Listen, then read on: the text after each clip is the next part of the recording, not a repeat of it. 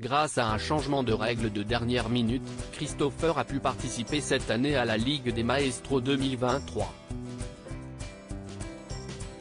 Pour Télé Loisirs, le jeune chanteur se confie sur cette expérience humaine incroyable. Depuis le vendredi 6 janvier 2023, les plus grands maestros de N'oubliez pas les paroles s'affrontent lors de la Ligue des Maestros. Cette fois-ci, ils ne jouent pas pour eux, mais ils vont tenter de cumuler un maximum d'argent pour une association. Pour cette deuxième édition, les règles changent et ce ne sont plus les 5 plus grands maestros qui participent à la compétition, ils sont désormais 10. Une bonne nouvelle pour Christopher qui a été appelé in extremis pour participer au programme. Si est en binôme que les champions vont tenter d'aller le plus loin possible dans la compétition. Christopher raconte comment s'est passée son aventure aux côtés de Caroline. Je n'ai dû rater qu'une journée de cours Télé Loisirs, comment s'est passée la Ligue des Maestros ? Christopher, j'étais très content.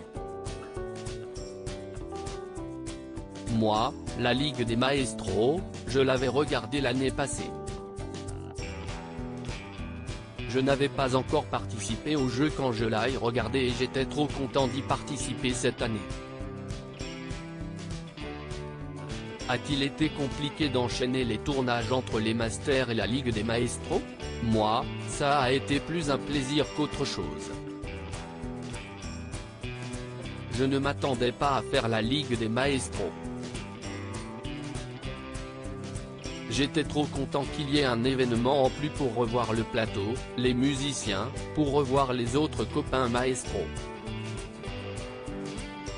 Comme je ne me suis pas préparé énormément, comme ce n'était pas prévu de le faire, ça ne m'a pas coûté beaucoup d'énergie.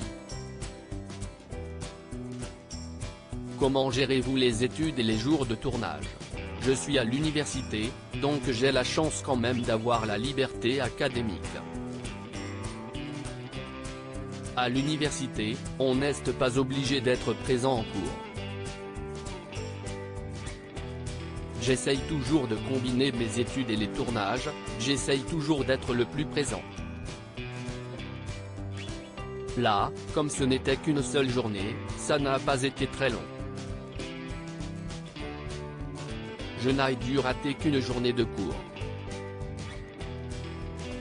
Je crois que ce qui a été le plus difficile personnellement pour mon cas, c'est que depuis que je fais N'oubliez pas les paroles, je travaille à la radio, je suis chroniqueur et à la fin de l'année, j'ai participé à Viva for Life, un événement caritatif belge, note de la rédaction.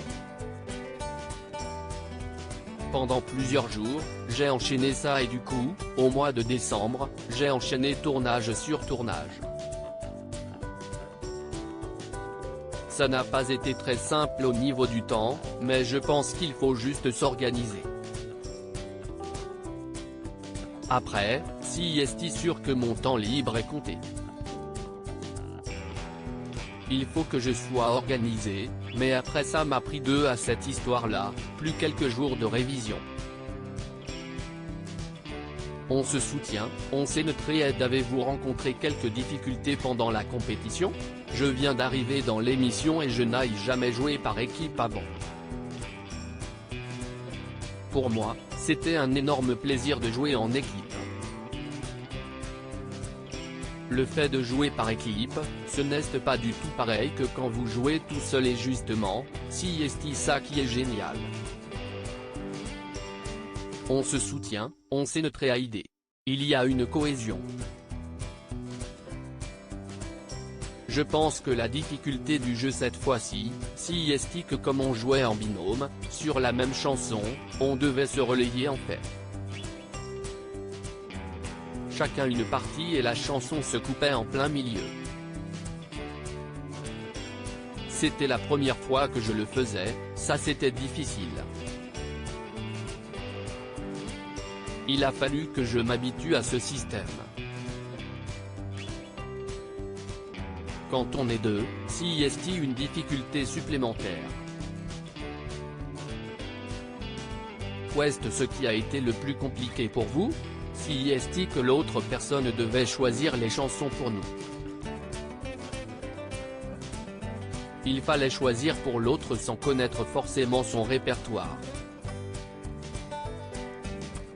Heureusement qu'on se connaît un peu quand même. Mais le fait qu'on dépende l'un de l'autre était vraiment génial. Je pense que ça a été une expérience humaine incroyable, CIST surtout ça que je retiens.